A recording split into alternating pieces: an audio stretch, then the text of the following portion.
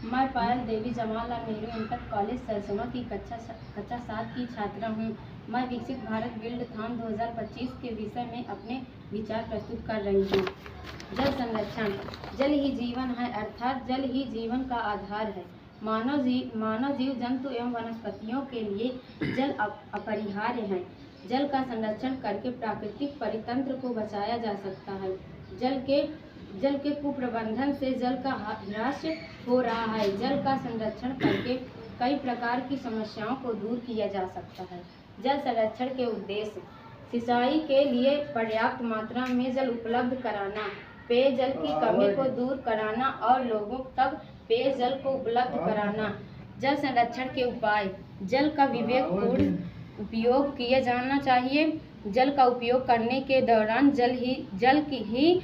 जल की होने वाली बर्बादी को रोका जाए। बाढ़ सिंचाई के स्थान पर ड्रिप सिंचाई तथा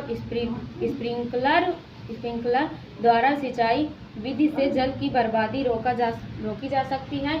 जिस पाइपलाइन से जलपूर्ति की जाती है उसका नियमित रूप से रखरखाव किया जाना चाहिए, जिससे पाइप के फटने और जल की बर्बादी होने का खतरा न रहे।